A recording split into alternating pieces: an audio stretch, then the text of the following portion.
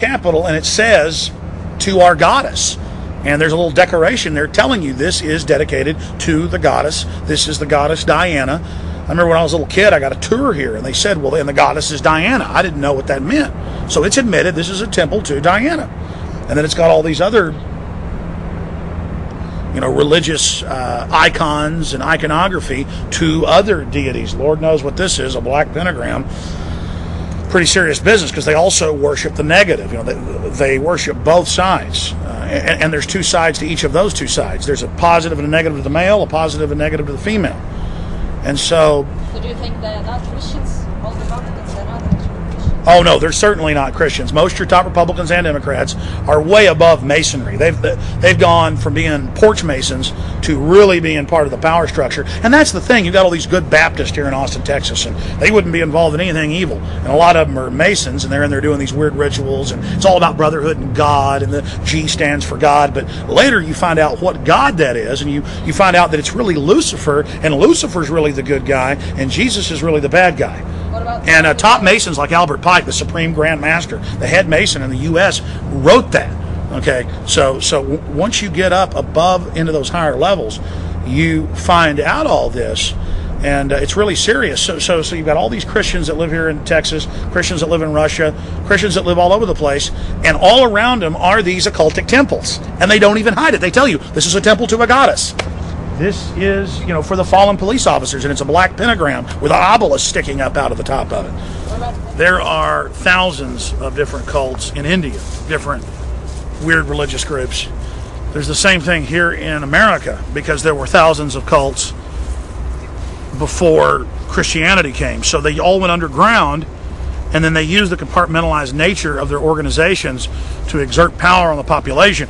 But at the end of the day, for all the differences in the little cults, because people always split off to make their own little groups, they have the basic same tenets. The horned god, the male, the big-breasted goddess. This is what they worship. And it's all really just about tribal groups getting together. Well, George Bush Sr. doesn't come to his son and say, son, we're Satanists.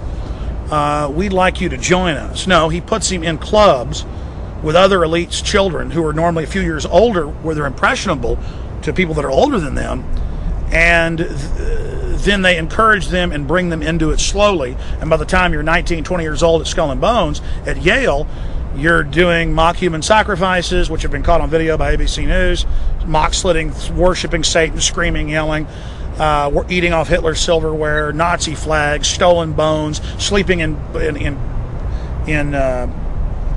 coffins with bones, telling people your innermost secrets, a lot of homosexual activity.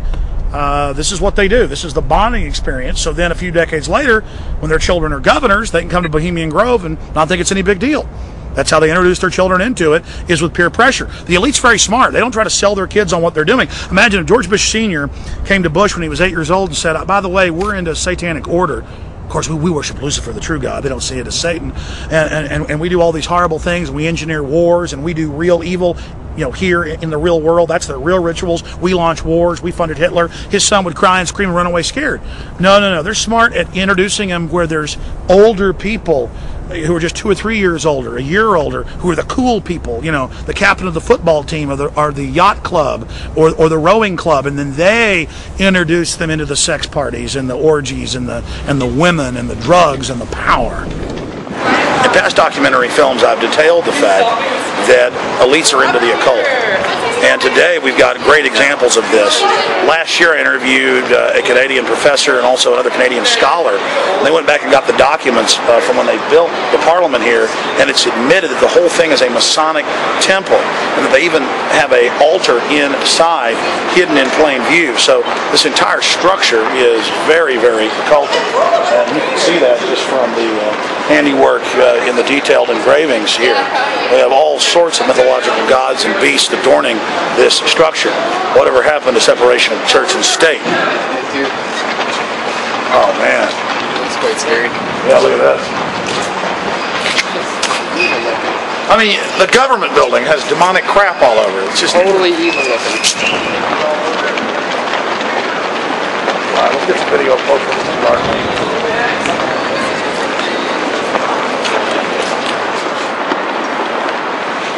I'll get that guardrail up there. We have the French garter, or the symbol of French Canadians here, being the unicorn. Creativity, freedom, mystery, imagination. And he's sitting here with a chain around his neck, and the chain is locked down to the ground. He looks like he's being choked, he's being hung. Then we look at the symbol of Britain over here, the lion rampant. You will notice there are no chains, and he is doing quite nicely, ladies and gentlemen. So just right here is incredible symbolism. If we have time to decode it, study it, look at it. This is a huge insult to French Canadians. This is saying that we have the French symbol. We have the symbol of French Canada under our firm control, and it is the Queen of England, it is the House of Windsor, the Saxe-Coburg-Gothas that rules here. This is a signpost for anyone. This is a signpost for anyone with esoteric knowledge, anyone who's researched, who comes to these gates, to the entrance of the supposed people's house, that it is indeed the Queen of England that reigns here supreme, or whatever monarch is sitting on the throne of England at the time. Well, do you see how there's like a little demon right there? They both face each other, but it's like that Geiger art, because this makes a face. Look like you think it's two faces, but really it makes one face. Get that? Yeah. See how this appears to be two little? See how this appears to be two little lizard demons butting heads, but in reality, if you look at it, it is one face looking down on you. And then we have the horned god of the forest. This is the male side. And then we have the female side represented by the goddess. This is the horned god of the forest. Christians would know him as Beelzebub, the devil, Satan, the old lizard. Yeah, look at that evil one over there on the left. How close can you get on that gargoyle? Oh yeah, there you go.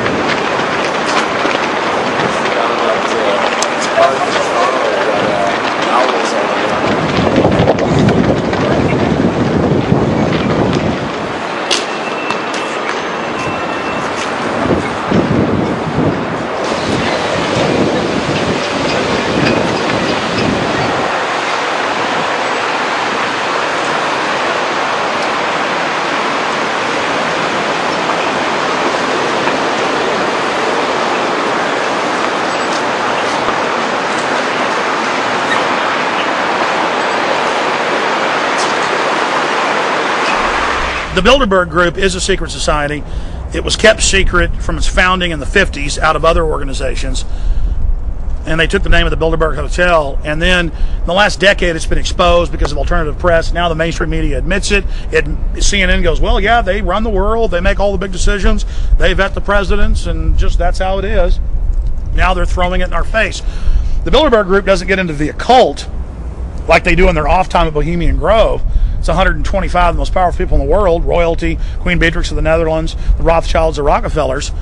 They just, they go there to actually set policy for the next year, and then that 125 group gives the orders down into the Council on Foreign Relations, 4,000 plus members in the U.S., heads of banking, media, academia, industry, and they all scratch each other's backs, work together, and also maximize building their one world government while they're at it.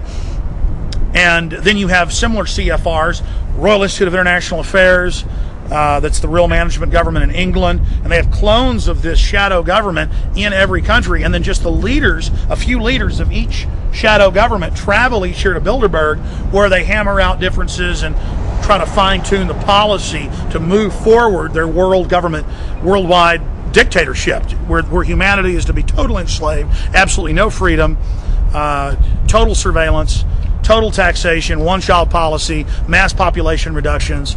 This is their open stated goal. And where is it? The Bilderberg? The Bilderberg meets somewhere in the Western world, Europe, England, the U.S., or Canada, every year in June. Well, it's been so long since I attended a meeting of the secret ruling class. Do you still handle elections the same way? The old ways are still the best. There's another monument here in our city. The owl guarded the goddess in Babylon.